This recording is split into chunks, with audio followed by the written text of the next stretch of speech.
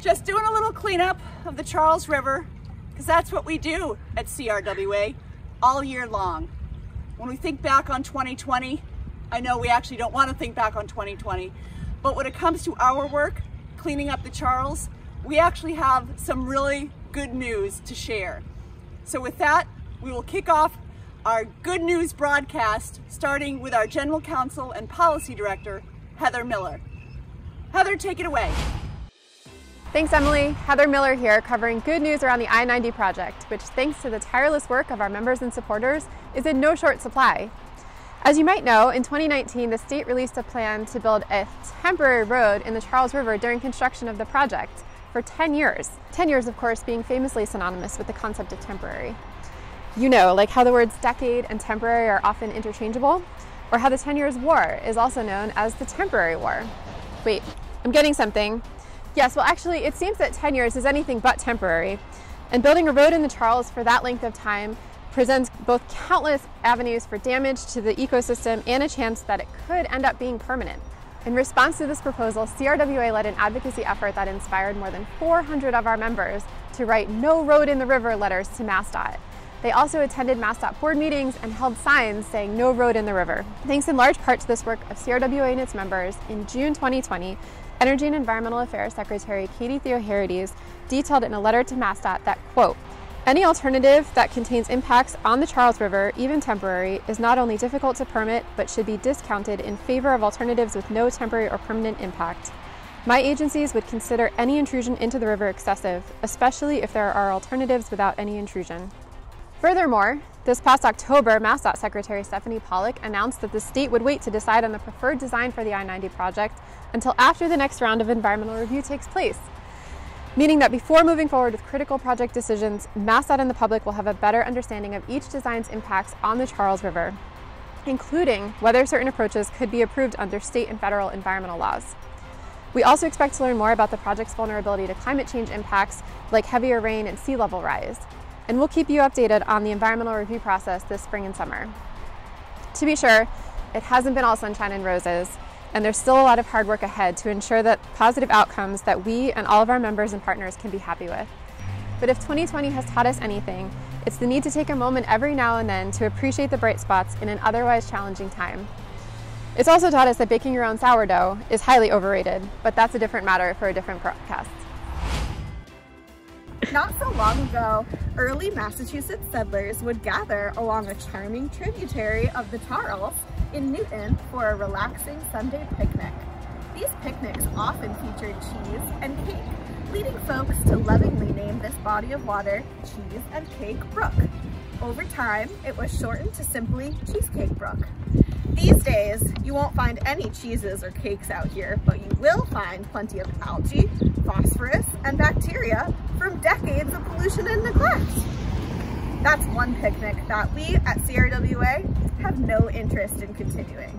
So last year, with various stakeholders and the modern day descendants of those Sunday picnickers, we assessed the community's history, the current needs, and competing interests to conceptualize a new and improved Cheesecake Brook that restores the waterway to a more natural state, thereby reducing stormwater flooding and improving water quality and native habitats. Alongside an engineering firm, we developed a conceptual design for a section of the brook that includes bank restoration, restoring the stream sinuosity or the curviness, reduces stormwater flooding, and it uses green infrastructure to reduce pollution flowing into the brook, and much more.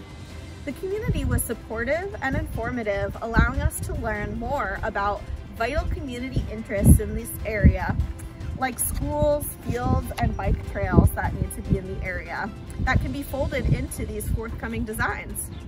In the next year, we strive to attain more funding and continue to further engage stakeholders and residents so that we can determine the best way to build a Cheesecake Brook that any Newton resident, past or present, would be happy to spend a leisurely Sunday afternoon next to. And that's the good news from Newton. Shh! Emily, keep it down. To paraphrase a rather loony duck, be very, very quiet. We're hunting invasives. For the less loony of us out there, that's invasives with a V, as in very, very important issue plaguing the Charles River. Come along and let's see if we can't find one. Invasive species are living organisms that alter and harm the ecosystems they inhabit. They are non-native to these habitats and they are primarily introduced by humans, but they can also take root due to climate change. Did you hear that? Sounds like an invading, invasive doing. Invasive stuff. I think we're right on one's tail. Could be one of those slithering bittersweet vines that girdle deciduous forests, or maybe one of those clogging aquatics like Eurasian milfoil or fanwort or water chestnuts. Speak of the devil! There's one there!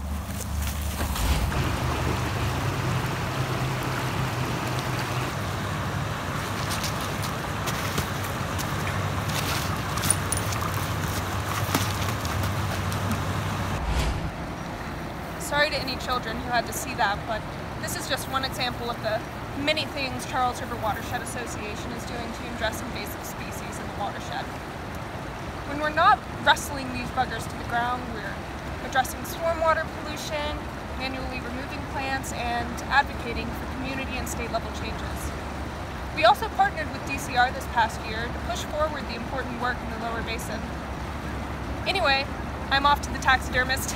Gotta get this guy stuffed and mounted for our trophy room. Julie Wood here on the banks of the Charles River. Look, I get it, Emily. I have little kids at home. I went into the pandemic with a lifetime supply of Clorox wipes. And just because I wouldn't share, now you punish me with the assignment of trying to find good news from the 2020 drought. Well, I'm a dedicated CRWA reporter, and I think I can do it. But first, all this talk of drought is making me thirsty.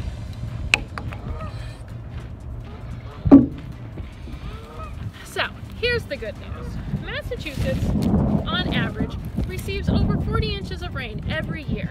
Even in a dry year, like last year, Boston received a little over 38 inches of rainfall.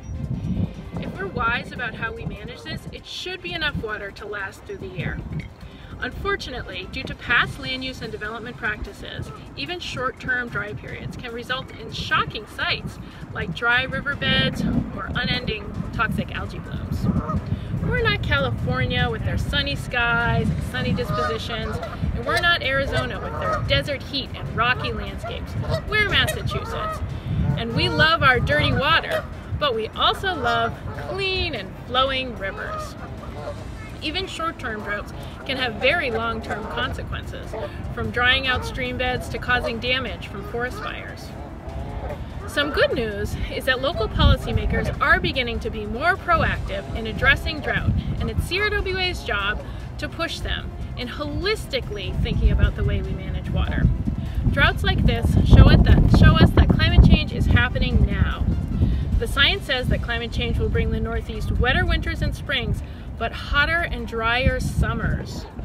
We may not be able to avoid droughts in the future, but we can do better about the way we manage water. In our homes and businesses, we can conserve water, and in our communities, we can push for green infrastructure that captures water and puts it back into the ground. So when we want to come out and enjoy the Charles on a beautiful day like today, there's plenty of water for us to take a paddle or throw a rod in. So there's the good news. Cheers!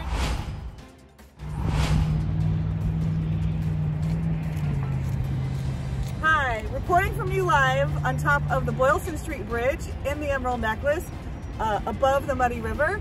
My name is Karen Barney-Bredek, and I'm very excited to join you today to talk about the importance of the work that CRWA does in collaboration with the Conservancy and other groups like ours that work to protect these rivers. Many of you may not know that the Muddy River is the defining element of the Emerald Necklace. It starts at Jamaica Pond and flows out to the Charles River. What we have learned through the great work of the CRWA over the last many years is that the Muddy River was the worst polluter to the Charles, especially in things like E. coli. Yuck! This year, there was another study done by CRWA in collaboration with the EPA, and we learned that the Muddy River is the worst polluter to the Charles with a D- rating. I've never gotten a D-. We can do better than that, Boston. We can do better than that for our Emerald Necklace. and for our muddy river. So now we know the muddy needs help. We knew it before with our eyes. Now we have the test data, thanks to CRWA.